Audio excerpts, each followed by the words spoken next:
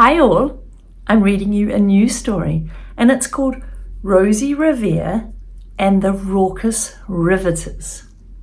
Now some of you know Rosie, Revere, Engineer, the picture book. This is a chapter book. It's interesting. If you're from Singapore, it's been shortlisted for the Red Dot Book Awards. We like looking out for the Red Dot books.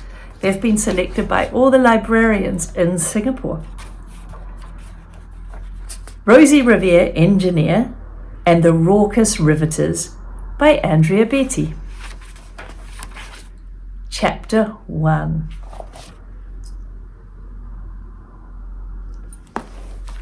Rosie Revere put on her safety goggles. "Are you ready?" she asked. "Ready," said Ada Twist. "Ready," said Iggy Peck. They signalled the thumbs up from behind the kitchen counter. "Here goes," said Rosie.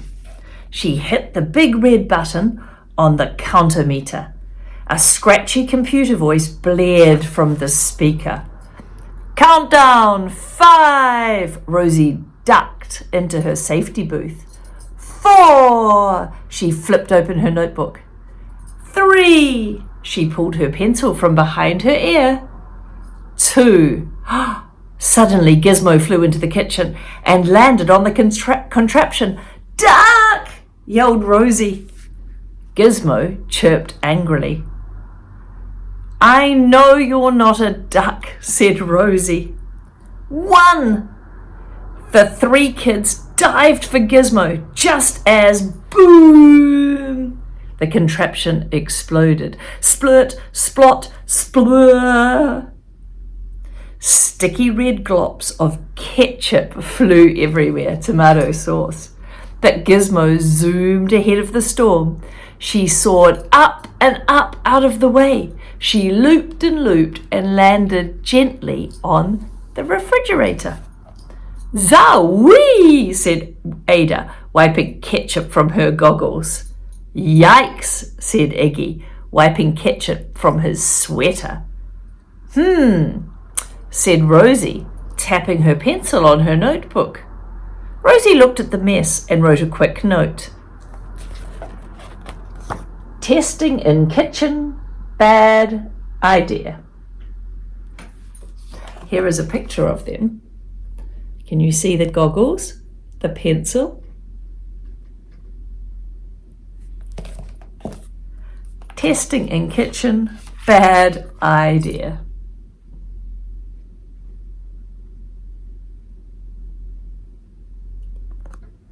It's definitely gone wrong. Chapter 2. Snake Problem. Ada and Iggy had been helping Rosie all morning. She was trying to invent something for her uncle, zookeeper Fred. Uncle Fred had a big snake problem, and a little snake problem, and a green snake problem, and everything. Uncle Fred had every kind of snake problem. Every kind of snake in the zoo just loved him. They slithered out of the cages and into his office. They hid in his desk, in his pockets, even in his lunch. One day a smooth green snake named Vern hid in his sandwich. Uncle Fred thought Zern was a wiggly pickle and almost took a bite. After that, Uncle Fred called Rosie. She invented a contraption called to scare away snakes, and she called it the Snake Away, but it failed. She tried again and again and again.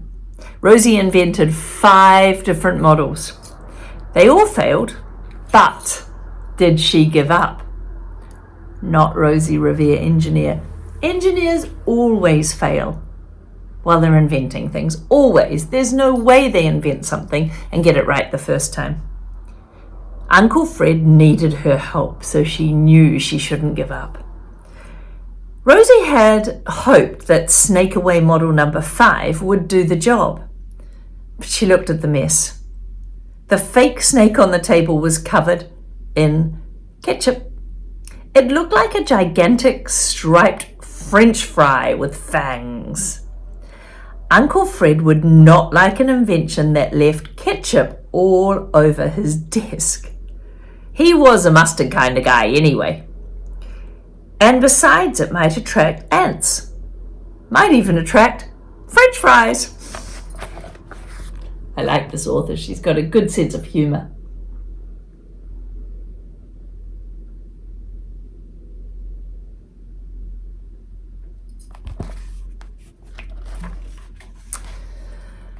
Rosie added some notes about her testing. You can see she has a notebook that's a science notebook, has squares in it.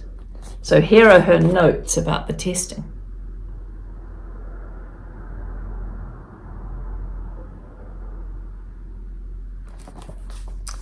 Model 1, fabulous flop.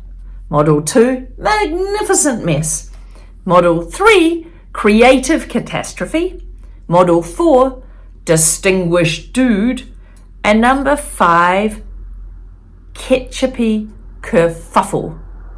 Hey, that's interesting. She's used alliteration. Can you see each one has the same letter at the beginning of it for each day? So number 1 is F.